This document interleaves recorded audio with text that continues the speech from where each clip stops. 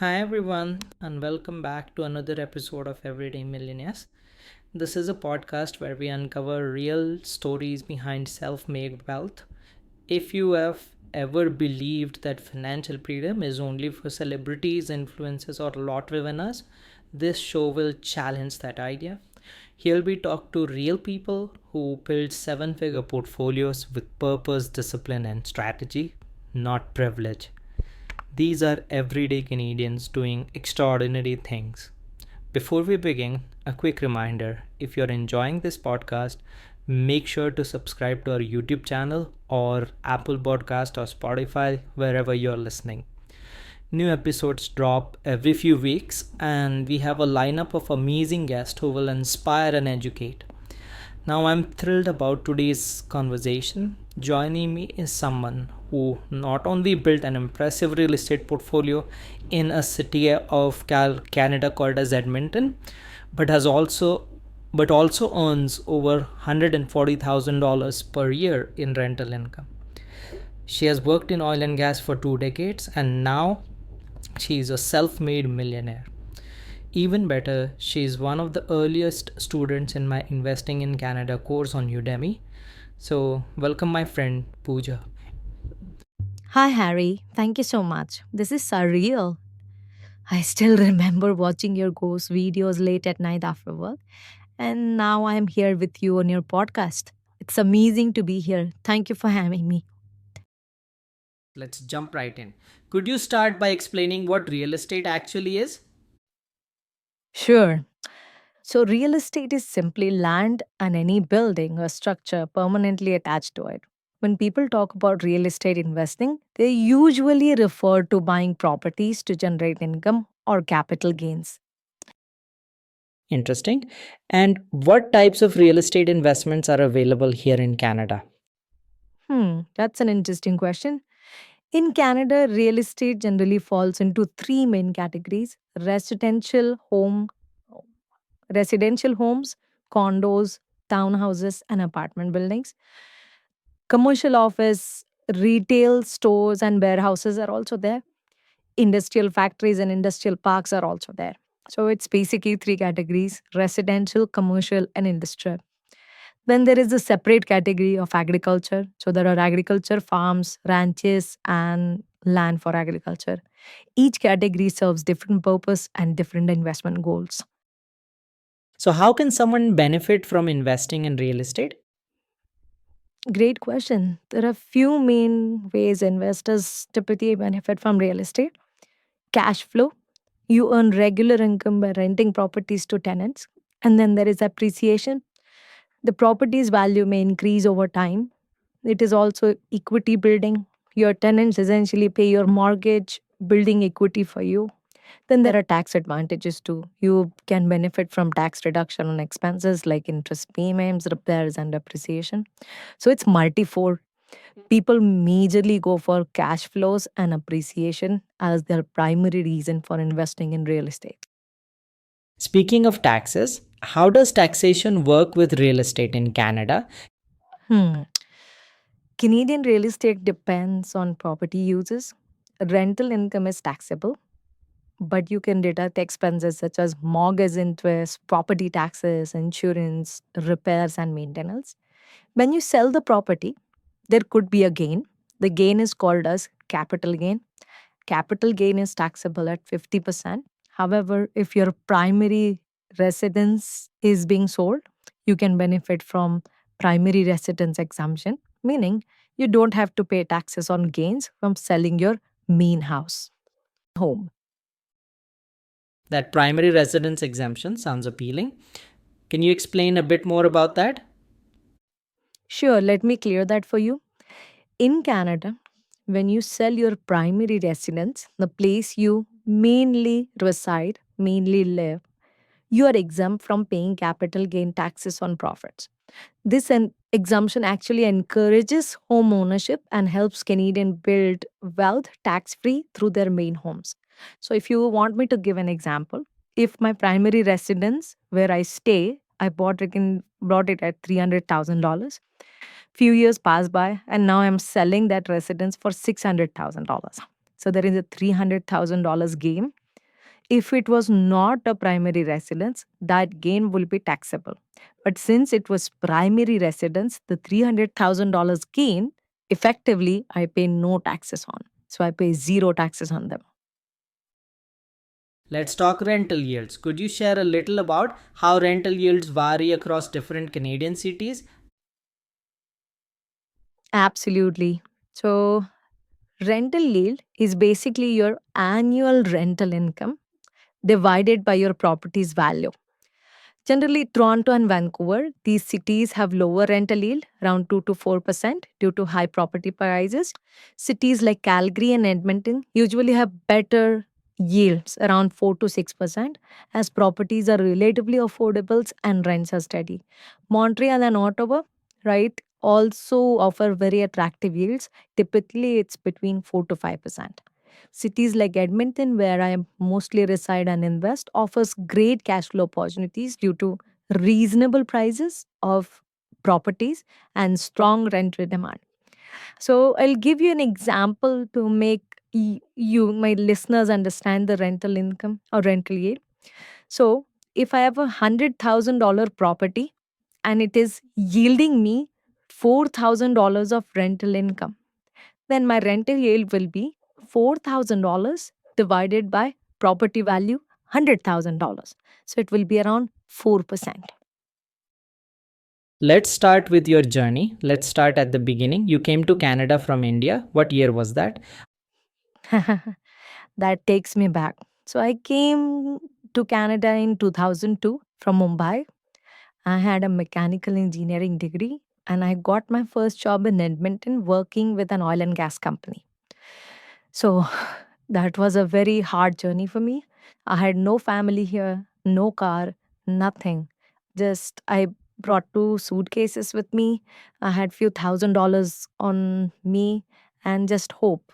I had a mechanical degree though, right? Mechanical engineering degree. And that has been very helpful to get me a job when I started working and it also has helped me to progress in my career. That's the immigrant story right there. Grit, faith, and hustle. What was your first experience with money in Canada? Well, I remember getting my first paycheck. It was around $3,200 for the month. I felt very rich back then. But I quickly learned how expensive rent, taxes, and winter jackets are. I saved what I could, but honestly, it wasn't until I bought my first property that I started thinking about wealth. And when was that? Well, it was a journey. Like everyone who doesn't know much about real estate, I was a very naive person. And in 2009, I bought my first townhouse. I remember the price. I paid around $210,000 to bought it.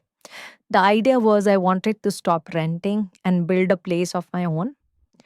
But a year later, I went to a real estate conference and I met a couple down there who was doing something called as house hacking.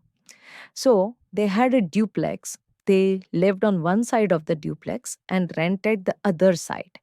And then they explained me about rental income, how they write off their expenses against that rental income. And virtually they were claiming a tax loss on their statement, on their like tax statement. And that just blew my mind. So I sold my townhouse and I followed them. So I bought a side by side duplex in 2010 for $340,000. I lived on one side and rented the other. So you lived in one unit and rented the other? Yes, you're absolutely right. So I was living on one side and renting the other. The rent from the second unit covered almost 60% of my mortgage, and it was like renters were paying my mortgage. That's when I realized that real estate isn't just about shelter, it's just not living in it. It has a leverage component to it that really helps. Let's pause there. For our listeners, what is leverage in real estate? Well, let me think how to explain it in simple words. So, leverage means using borrowed money, like mortgage, to build or to buy a larger asset. So effectively, I only needed 20% down payment to buy the townhouse, buy the duplex, but I control 100% of the property. So I'm putting 20% of my own money. I'm borrowing rest 80% from the bank, but I can control 100% of the property. And if that property goes up in value or produces income, that's all on my capital. So my 20% down payment is generating rental income. And if the property goes up in prices, it's also generating capital gains. You use that duplex as a launch pad. What came next? Yes, yes. Like that was my launch pad. So I refinanced the duplex after a few years. So refinancing means the property value had gone up. So I negotiated with the bank and took out the equity I had built. And then I used that equity to buy my next home, which was a suited property with a legal basement suite. So I used my previous property to build another property. That's two rents from one property, actually. Let's educate people on this. What is a suited property and why is it smart? Well, let me explain it a bit further. So, what is a suited property? A suited property is a single family home, a detached home, which has a legal basement apartment. So, it can be like there is a legal basement apartment which you can rent, and you have upstairs that you can rent to. So it allows two renters or two tenants, one upstairs and one downstairs. So, what effectively you do, you get more rent, you reduce the risk, and maximize the land use. In Edmonton, you can convert older bungalows, right, for $30,000 or to $50,000 into a suited property. That is, you can legalize the basement. And what kind of income were you getting? It was quite a lot actually. On that property, I got a $2,500 a month rent, $1,400 for upstairs, and $1,100 was for downstairs. After the expenses, I had a net cash flow of $500 to $600 a month. Plus, the tenants were paying down my mortgage every month. So that was the best part of it. You've got 8 doors now. How did that portfolio grow? Yeah, that's the amazing part. So every time I had some equity built up in my house, right, or my rental properties, or I had some savings, I bought again. I repeated the process. So I became very good at it. So I was always hunting for underpriced properties and distressed selves. Like let's say a couple is going through a divorce. So most probably they sell their properties and those properties are really well priced, or there is a liquidation sale. So banks are taking over people's houses because they can't pay the mortgages, so banks are selling them, so that's a liquidation sale. So I was always hunting for properties like that, and I was using my home equity in my primary residence or my rental properties, and I was using savings to buy them. So I followed a simple strategy: buy under market properties, renovate them if they don't have a basement, create a legal basement, rent them out. So it's called as BRRRR strategy: buy, renovate, rent, refinance, and then repeat. Classic strategy. Let's break that down for listeners. Sure. So let me explain it a little bit more. So the strategy is you buy a house, you make some repairs, or if the basement suit is not legalized, you make it legalized. And so renovation increases its value on paper too. Then you rent it out to show income, refinance, right? When your equity is built up, and use that money to buy the next one. So you are keeping on recycling your capital. It's always flowing in and out. What does your current portfolio look like? I have got it good right now. So I own five suited homes. So there are five detached homes with legal basement suites. Then I own one side by side duplex and one fourplex. All are in Edmonton. My total rental income is about $150,000 ish, right? Little bit up or down depending on like the vacancy. And after the expenses, I net around $70,000 ish annually. And that doesn't count any appreciation. So that's just net rental in cash flow that I have, right? Per year. And the properties appreciate also. Like Edmonton market has been crazy, right, in the last few years. So property prices have gone up a lot, right? So I'm not counting that, but the net cash I receive from all my real estate portfolio is around $70,000. Let's talk appreciation. Edmonton isn't known for huge price jumps. How do you factor that into your strategy? Yes, you're usually right. Edmonton has always been a better cash flow market. It's not crazy like Ontario where prices have jumped a lot. So it's not an appreciation market, but we do have some appreciation in the last few years.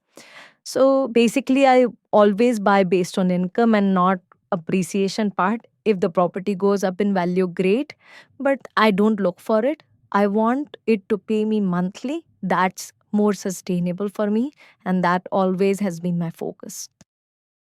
How do you run the numbers on a deal? Oh, actually, that's a trade secret. Anyways, I will talk a little bit about it. So I look for a cap rate of around 6%. So what is a cap rate? It is the net income the property is going to provide me divided by purchase price. So let's say I'm putting $100,000, right, towards buying a property. I want the net income to be at least 6%. The rental yields in Edmonton are around 3 to 4%, but I look for distressed properties. So the prices are lower. So my rental yield is usually higher. I also calculate my ROI. So if I invest $60,000 and I make $6,000 a year in cash flow, that is an ROI of around 10%. I get appreciation or tax benefit, that is completely extra. But my focus is always on generating rental income. Let's talk property management. Do you manage everything yourself? Well, in the beginning, I used to do that, but it has like now I just manage photos and outsource the management. A good property manager is usually worth their fees. They handle their repairs, tenants, late night calls. I just focus on strategy and not repairing those toilets ever again. What's the biggest mistake you made? Well, I have made my share of mistakes. So in 2014, Edmonton prices were getting really hot. So it was a short term peak. So I bought a house in Rush. I did not check the neighborhood. It had weak tenants. It had really high turnover. I lost money on that property for 2 years. I eventually sold it. So the lesson I took from it is never buy under pressure. Always numbers come first and not emotions. Emotions are always second. How did you become a millionaire? Well, I still can't believe it, but when I add a value of all my properties and I reduce my mortgages on them, I have about $1.5 million dollars in net worth. Add in the investment accounts, retirement accounts, cash, I have another $1 million, right, on the investment front. But it has not changed my life a lot. I still drive a 2011 Honda, but I have peace of mind now and I focus on my family and like I do fun stuff now. That's the true goal. Peace, not flash. What does wealth mean to you? Wealth for me means options. It means I can take a break if I want to. I don't have to work. I I still work because I want to work, but not because I have to. It also means that my son will go to university debt free. It also means that I can help my family and friends when they are in stress. So, Pooja, you mentioned that you've recently started diversifying your investments into dividend ETFs. Could you share more about why you're doing that? Well, that I have learned from you. Over the years, we have become very good friends. So, even though real estate has done a lot of things for me, it has been great. I realized it's important to not put all my eggs in one basket. So I learned a lot about investing from you. So I diversified my portfolio and it helps me to manage the risk better. For me personally, dividend ETFs have been great. They offer a simple and effective way to diversify. And in real estate, my focus has always been rents. So in investing, my focus has always been dividends. Makes sense. For those new to the concept, what exactly is a dividend ETF? Well, that's a good question. So a dividend ETF is an exchange traded fund that invests in baskets of dividend paying stocks. So the focus of this dividends is to generate like the focus of these ETFs is to generate dividends. So they can be regular dividends like they pay monthly or some of them pay quarterly. So you get cash like rents every month in your bank account. It's a convenient way to earn passive income without the need to pick stocks because I can't do it well. The stock investments I have done right over the years, it's not have been a great experience for me. So I've really changed my focus to just paying attention to dividend paying ETFs. That sounds straightforward. What attracted you specifically to dividend ETFs? Well, I look for two main things, Harry. So those ETFs need to provide me steady income and they need to be very simple for me to understand.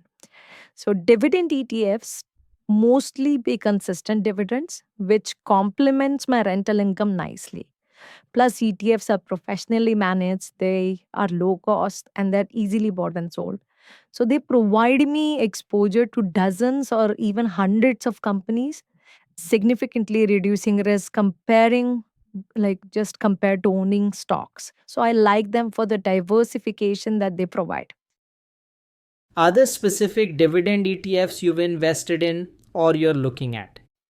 Well, for me, I love like Canadian ETFs. So, there are ETFs like XDIV. So, this is iShares Canadian Dividend ETF Fund, or there is VDY. So, that is Vanguard's Canadian High Dividend Yield Index. So, these funds they focus on strong Canadian companies like banks, utilities, energy, and telecoms. These sectors typically have very stable earnings. Means they pay consistent dividend every month or every quarter. Interesting choices. Do dividend ETFs have any particular tax advantages?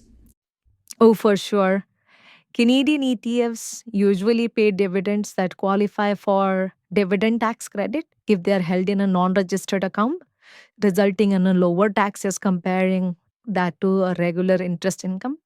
But even better, my focus has been to invest in ETFs inside my TFSA or my spouse's TFSA. I also use RRSPs to grow my dividends completely like in a tax deferred way. So just to like hammer down, if you hold dividend paying ETFs in your tax free savings account, whatever monthly income or quarterly income they generate in dividends, that is completely tax free, especially for Canadian dividend ETFs. Great point. Speaking of diversification, how does investing in dividend ETFs complement your real estate holdings? Well, like I said, real estate has been fantastic, but it is illiquid, meaning it's harder to convert, right, whatever equity you have built to cash quickly. Dividend ETFs offer liquidity and flexibility. They allow me to invest like slowly, making it easier, right, to regularly invest smaller amounts. Additionally, dividend ETFs diversify my holdings beyond just one city or type of asset. They help me to protect if real estate market really slows down or goes under. Brilliant strategy. Finally, Pooja, any tips for investors looking to add dividend ETFs to their portfolios? For sure, I am happy to help. So, the first thing you should do is research thoroughly, understand the ETF fees, historical dividend policies, and the holdings that they have. Also, consider your own income goals. If you prefer regular monthly income, choose ETFs offering monthly distribution. Always stay diversified. Combined dividend ETF is assets like real estate, which gives you financial stability and peace of mind. Coming back to real estate, if someone's listening right now and thinking, I want to start in real estate with wisdom, what would you tell them? I have a one word for them, and it's very important. Start with education. I have learned a lot from your course actually. Then your mentorship has helped me a lot. Always for people who are beginning, look at numbers. Can your house can provide you a stable rental income? Can you buy a small duplex? Don't wait for perfect time. Start with what you can afford and build up slowly. I always believe in this saying, wealth is a staircase. It is not an elevator. You need to climb it slowly and do it yourself. Your story is rich with lessons. You're proof that with the right mindset, smart money moves, and consistent action, anyone can become a millionaire. Before we wrap up today, I want to pause for a moment and reflect deeply on the amazing journey we've just heard. Today's conversation with Pooja wasn't just about investments and numbers, it was about courage, discipline, and dreams coming true. Listening to Pooja's story, I felt moved and inspired. She came from Mumbai to Canada in 2002 with just two suitcases, $1,000, and an abundance of hope. She didn't have family here, or connections, or even certainty about what lay ahead. All she had was the determination to build something meaningful, and that's exactly what she did. When Pooja shared the story of receiving her first paycheck, it resonated deeply. She felt rich with that first pay, only to realize soon after how challenging it can be to live in a new country. Many of us know exactly how that feels. The excitement followed quickly by the hard reality of bills and responsibilities. But she didn't stop there. Pooja saw possibility where others might see limitations. Her first home purchase in 2009 wasn't about becoming wealthy overnight, it was about taking control of her future, one careful step at a time. She then discovered the power of house hacking, living in one unit and renting the other to reduce costs, and something clicked for her. Real estate became not just a place to live, but a pathway to freedom. And what about the lessons Pooja taught us today? She reminded us clearly that real estate investing is about patience, careful planning, and consistency. It's about cash flow, appreciation, equity building, and understanding the tax system that can help investors thrive. She taught us the value of buying properties based on income and reliable numbers, not on speculation or emotion. Her honesty about her mistakes too was powerful. Buying that problematic house under pressure was tough, but what stood out was her humility in learning from that mistake. Numbers first, emotions second, she said, and that's wisdom worth remembering. Pooja didn't stop at real estate either. She showed us the importance of diversification. Her decision to invest in dividend ETFs demonstrates her thoughtful approach to financial security. Dividend ETFs complement real estate beautifully. They provide liquidity, steady income, tax efficiency, and further diversification to protect against market swings. But perhaps most importantly, Pooja showed us the real purpose behind wealth: peace of mind, options, and freedom.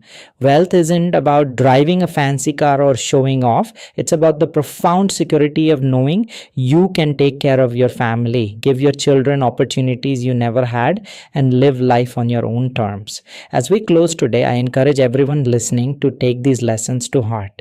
If you're thinking of starting your journey, remember Pooja's words. Wealth is a staircase, not an elevator. Educate yourself, make informed decisions, and start wherever you can, no matter how small it feels.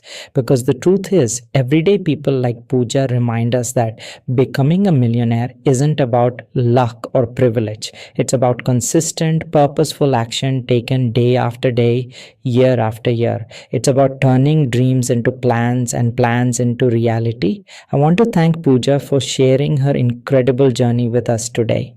Her story reminds us all that financial freedom isn't just possible, it's achievable by ordinary people willing to put in the work. If you felt inspired by today's episode, please subscribe to our YouTube channel. We have so many more real stories coming up, and I promise they'll inspire and educate you in your own journey to wealth. Remember, becoming an everyday millionaire starts with belief in yourself, your strategy, and your potential. Until next time, keep dreaming, keep believing, and keep taking steps forward. Thank you, and see you soon on the next episode of Everyday Millionaires.